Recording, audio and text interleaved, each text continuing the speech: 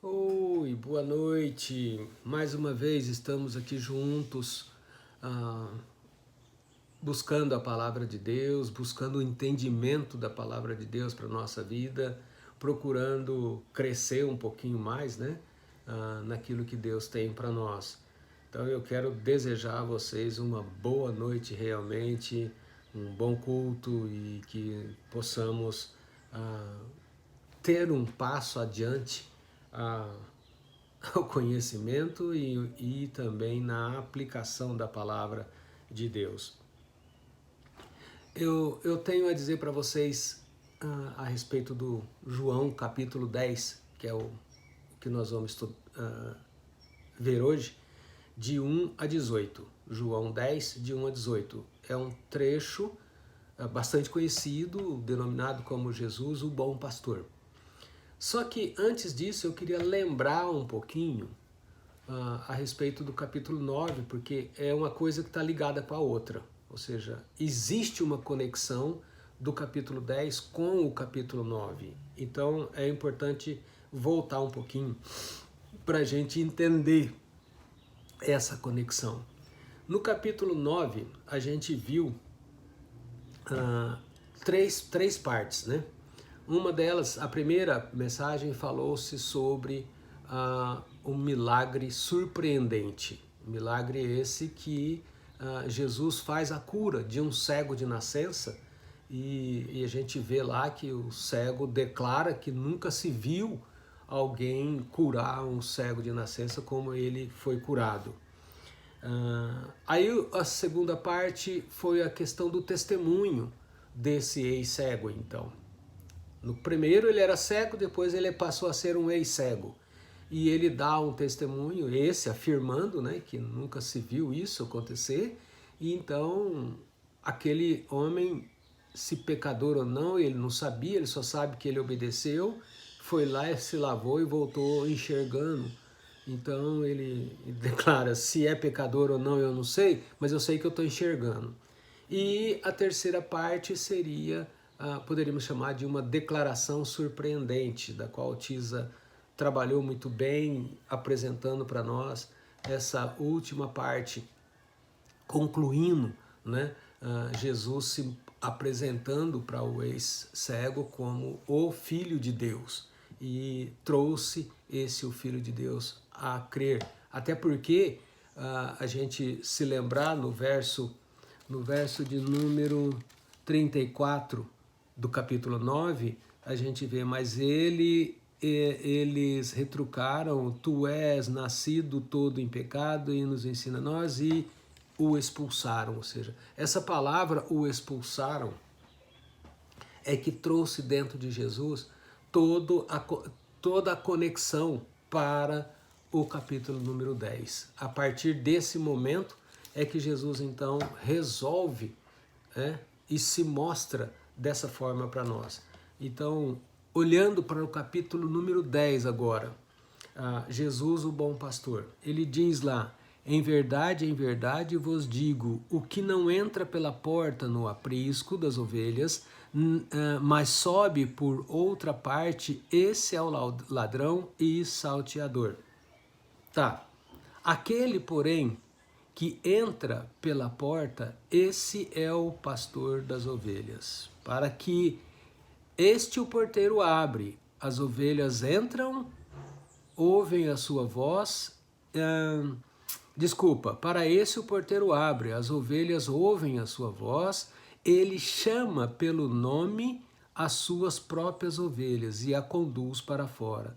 Depois de fazer sair todas as que lhe pertencem, vai adiante delas e elas o seguem, porque lhe reconhecem a voz. Mas de modo nenhum seguirão o estranho, antes fugirão dele, porque não conhecem a voz de estranhos. Jesus lhes propôs essa parábola, mas eles não compreenderam o sentido daquilo que lhes falava. Então, esse trecho de 1 a 18, ele tem, parece que, duas partes aí. A primeira é a apresentação dessa parábola, e depois do 7 em diante, a gente vê e nota uma explicação dessa parábola. O que que acontece então, trabalhando já na ideia da explicação? Primeira coisa que Jesus faz, ele apresenta um cenário, ou seja, ele está mostrando a respeito de um aprisco, de um curral, na verdade.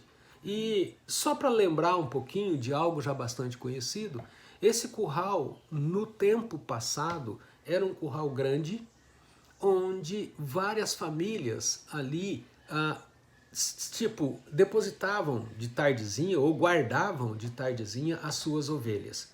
No dia seguinte, cada pastor ia lá, o porteiro abria para ele a porta e ele chamava as ovelhas pelo nome. Cada uma daquelas que estavam todas misturadas vinha de acordo com a voz de cada pastor. Ou seja, Jesus deixou bem claro que o ladrão não chama porque não conhece. Ele rouba porque as ovelhas não vão lhe obedecer. No caso do bom pastor, as ovelhas conhecem, ouvem a voz e o seguem. Isso tudo tem a ver com você, tem a ver comigo. E cabe até uma pergunta, se de fato agora somos, né? É para pensar um pouquinho.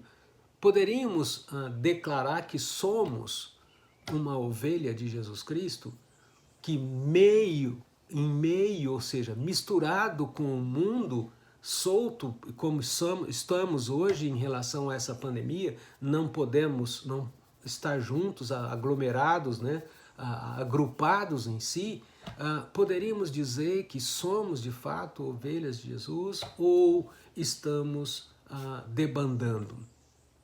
Tá. O que acontece nesse caso? Jesus Cristo mostra e diz que ele declara, né, que antes dele vieram realmente muitos falsos profetas. E no tempo dele também existia falsos profetas. E hoje, então, nem se fala. Hoje, então, nem se fala o volume de falsos profetas que está solto por aí. Porém, é algo previsto pelo próprio João lá na primeira carta dele. E nos fins dos tempos, muitos falsos profetas surgiriam, e é o que está acontecendo. Pelo contrário, a respeito de Jesus, ele afirma, já trabalhando na explicação da parábola, ele afirma que ele é a porta. Eu sou a porta. Se alguém entrar por mim, será salvo, entrará e sairá e achará pastagem. Caramba, será salvo do quê? Se muita gente hoje se entende como livre, então eu serei salvo do quê? Claro, eu serei salvo exatamente dessa perseguição maluca, dessa inclinação maluca de continuar escravo do pecado. Eu serei salvo exatamente de não mais caminhar rumo ao pecado. E quando ele declara que ele é a porta, uma das coisas que vem à mente é sobre aquela porta estreita, porta larga, e da porta estreita, cujo caminho também é apertado. Lembra isso. Se você toma essa decisão de entrar pela porta que é o próprio Jesus Cristo, então lembra que o caminho será também um caminho justo, ou seja, não há muitas opções para eu caminhar para a direita ou caminhar para a esquerda. Eu vou precisar de caminhar do tipo reto rumo à cruz que Jesus lá se foi. Então, é interessante a gente observar, porque Jesus vem e trabalha uma ideia.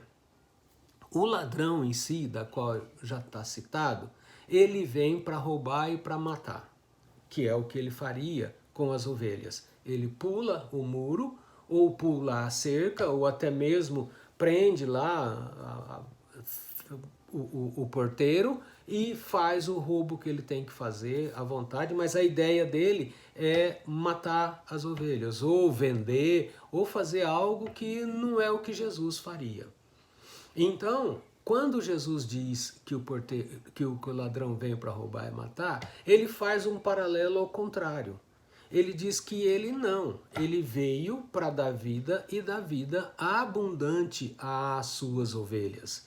Abundância é essa que implica na compreensão muitas vezes que nos falta, né, que somos falhos, quando algo de errado vem acontecendo ou acontece na nossa vida, em que a gente resmunga, a gente reclama, a gente esbraveja. Tá bom, somos seres humanos, até teríamos o direito disso, entre aspas, mas por outro lado, veja, até no momento desse, ou principalmente no momento desse, é que a gente vai poder compreender essa abundância da vida. É quando Jesus apazigua, quando Jesus põe calma no seu coração, no meu coração, em situações desagradáveis na nossa vida.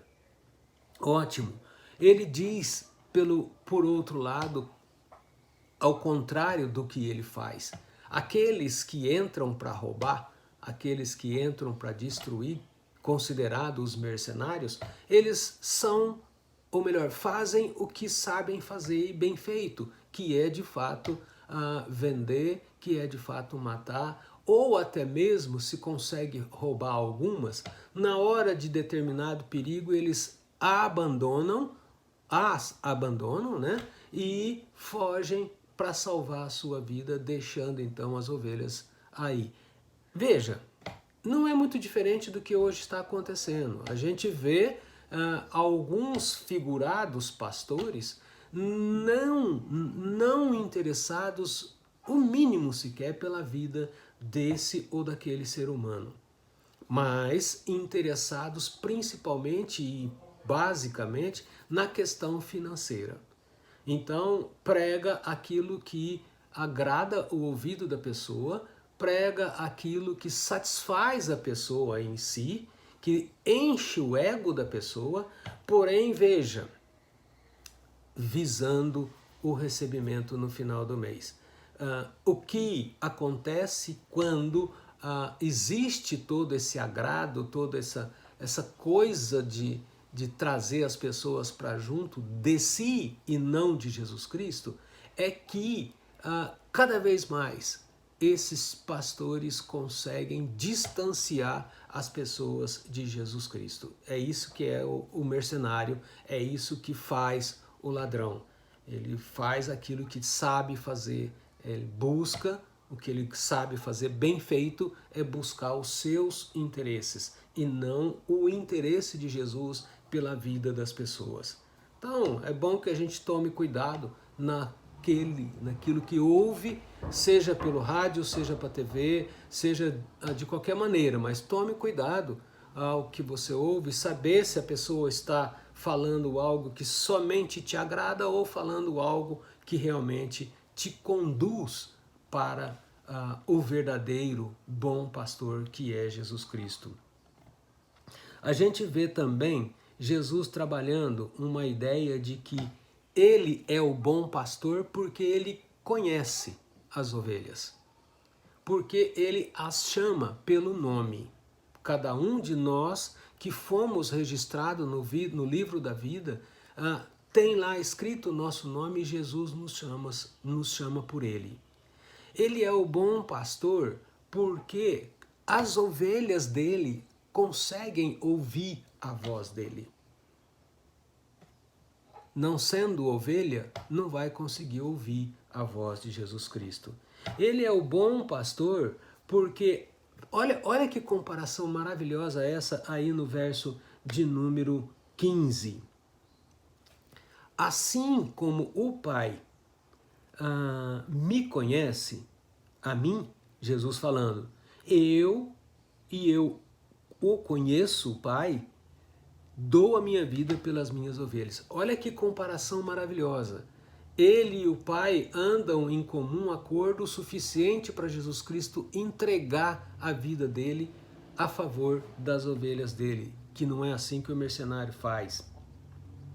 Então ele faz uma declaração, que ele tem outras ovelhas fora daquele lugar, que ele precisa buscar. Convém que ele vá buscar, para que amanhã ou depois se tornem todas essas ovelhas um único rebanho e um único pastor, que é ele.